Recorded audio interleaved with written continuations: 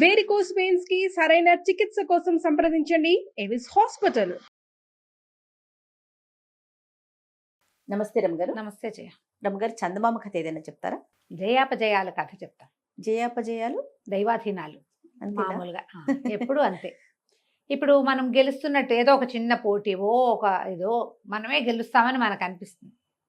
అప్పుడప్పుడు మనం గెలుస్తున్నట్టు కనపడుతుంది కూడా. ఒక దశలో ఒక చిన్న మెలికతో ఓడిపోవచ్చు. ఇది దైవాధీనంగా సరిపెట్టుకుంటారు చాలామంది. దాన్ని మనసుకు తీసుకుని ఇంకేదో చేసేసుకోవాలనుకుంటారు ఇంకొంతమంది.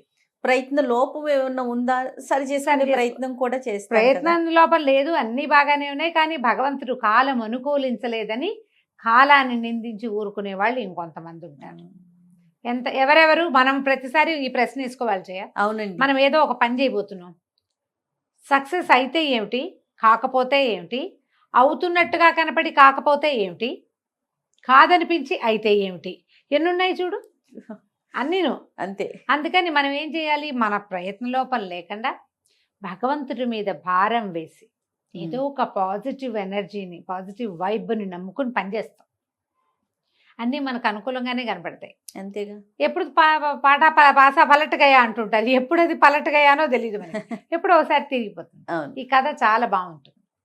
విదర్భ రాజ్యానికి జయపాలుడని ఒక రాజుగారు ఉండేవారు. ఆయన మహాసాహసి, అత్యంత పరాక్రమశాలి. ఆయనకు వచ్చినంత అద్భుతమైన ఖడ్గ విద్య ఆయన కాలంలో ఆయన తప్పిస్తే ఇంకెవరు లేరట అసలు. అలాంటివాడు. అసలు పరాజయం అనేదే ఎరగడు. ఆయన చుట్టుపక్కల రాజ్యాల వాళ్ళందరూ ఆయన చేతిలో ఓడిపోయిన వాళ్ళే. ఆయన గుణక గాథలు అంటే ఈయన పరాక్రమాన్ని గురించిన గాథలు పాటలు పాడుకుని చెప్పుకునేవారు. అబ్బా, పాండవుల గురించి చెప్పుకున్నట్టు చెప్పుకునేవాళ్ళు. ఎన్ని కథలు ఎన్ని గాథలు ఉండేవో ఆయన యుద్ధ నైపుణ్యం మీద. ఆయన ఒక ఫ్రేమ్ వేస్తే ఇక దాన్ని చెడగొట్టేవాడు లేడనమాట. అంటే వీళ్ళు ఏమంటారు, వ్యూహాలు పన్నుతారు.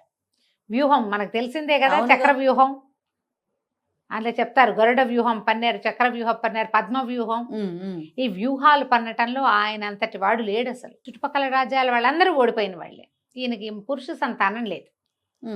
కొంచెం లేట్ వయసులోనే ఆయనకి జలజాదేవి అని ఒక కూతురు పుట్టింది, మహాసౌందర్యవతి. ఆయన తన కూతుర్ని ఇవ్వడానికి తనంత పరాక్రమశాలి ఎవడూ లేకపోవటం వల్ల పెళ్లి ప్రయత్నం కూడా చేయలే. ఓహో, లోకుగా ఇవ్వాలి. మామూలుగా ఆడపిల్లల్ని ఎక్కడ ఇస్తాము, మనకంటే పై ఎత్తున ఒక అంతస్తు పైకి ఇవ్వాలి. ఇక్కడ ఆస్తి స్వాస్తి కాదు కదా, మన ఆస్తి ఏమిటి, ఇక్కడ పరాక్రమమే. మనకంటే పరాక్రమశాలి అల్లుడు కావాలి. పరాక్రమశాలి ఎవడు లేడు, ఎవరికి ఇస్తాం పిల్లని? పెళ్లి ప్రయత్నమే చేయలేదు. అయితే వీళ్ళకి పక్క రాజ్యాల్లో జయపురం అని ఒక రాజ్యం. ఆ జయపురపు రాజు కూడా ఈయన చేతిలో ఒకప్పుడు ఓడిపోయిన వాడు. ఓకే. ఆయనకి మాణిభద్రుడు అని ఒక కుమారుడు ఉన్నాడు. అతనికి ఈ జలజ మీద ఆపేక్ష ఉంది. ఇవిడ అందగత్తె బాగా, అంటే పటాలు వస్తాయి ఒక వయసు వచ్చేసరికల్లా. చిత్రపటాలు ఊళ్ళల్లో తిరుగుతాయి, ఆ రాజుగారి ఇళ్ళకి వస్తాయి. వచ్చింది ఎలాగో వీళ్ళకి తెలిసింది. అతను ఒకసారి 2 సార్లు వీళ్ళ ఊళ్ళో ఏవో ప్రోగ్రాములు జరిగినప్పుడు అప్పుడు సాధారణ యువకుడుగా వేషం వేసుకుని వచ్చి జలజను చూసున్నాడు. జలజ కావాలి.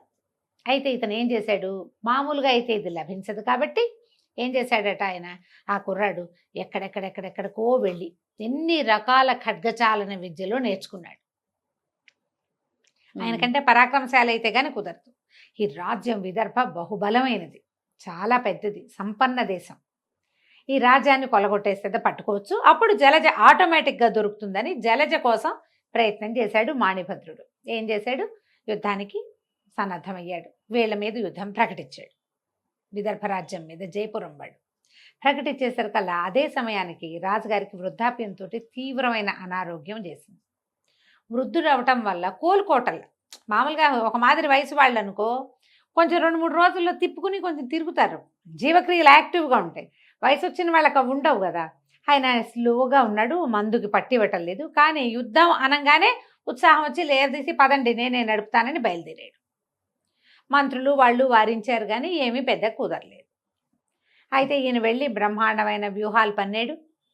1 రోజు 2 రోజులు యుద్ధం చేశాడు. వాళ్ళు ఆగలేకపోయారు ఈయన ముందు. 2వ రోజుకి ఈయనకి మళ్ళీ తిరగబెట్టింది బాగా, దగ్గు, కడుపులో నొప్పి, వంగిపోయాడు మనిషి, చేయలేకపోతున్నాడు. అయితే మంత్రి అన్నాడు, ఎందుకు మనం ఇంటికి వెళ్ళిపోదాము, మీరు వ్యూహాలు చెప్పండి, మన వాళ్ళు యుద్ధం చేస్తారు అని చెప్పి ఆయన మోహించేశాడు అంతఃపురానికి. ఆయన పడుకున్న యుద్ధ వార్తలు వింటూనే ఉన్నాడు. క్రమంగా ఏమైంది, ఓడిపోతున్నాం అనిపించటం మొదలుపెట్టింది. ఆయన దిగులు వచ్చేసింది. దిగులు వస్తే ఆయన పాపం వ్యూహాలు చెప్తూనే ఉన్నాడు. ఆ వ్యూహం పనండి, ఈ వ్యూహం పనండి, అటు నుంచి గట్టి చేయండి, ఏవో చెప్తాడు, పొద్దున్నే ప్లాన్ ఇస్తాడు. అవ్వద్దు. మానభద్రుడు ఇంకా చురుగ్గా ఉన్నాడు, యువకుడు. పైగా వాళ్ళకి ధైర్యం ఏంటి, ఇక్కడ నిలబడవలసిన రాజు లేడు. ఎప్పుడైతే హెడ్ లేడో జనం బలహీనపడతారు. ఈ బలహీనత అవతల వాడు పసిగట్టేస్తాడు. వీడికి కింగ్ పిన్ లేదు కాబట్టి వీళ్ళు చులకన. వాళ్ళది పై చేయిగా కనపడడం మొదలెట్టింది. మెల్లిగా రాజుగారి పని అయిపోతుంది. అయితే మన వైద్యులు ఏమన్నారు, 2 రోజులు మించి ఈయన బతకడు, అయిపోయింది. అయితే ఈ 2 రోజుల లోపల యుద్ధాన్ని ఎట్లా కొట్లా ప్రొలాంగ్ చేసి అపజయాన్ని ఈయనకి వినపడనివ్వకూడదు అనుకుంటున్నాడు మంత్రి. రోజు గడుస్తోంది, ఒక పూట గడిచింది. ఈయనేమో అదేంటి ఇదేంటి అంటే మన వాళ్ళదే పై చేయిగా ఉందని చెప్పడం మొదలుపెట్టాడు. నిజానికి కాదు, వీళ్ళు దిగనాసిల్లిపోయారు.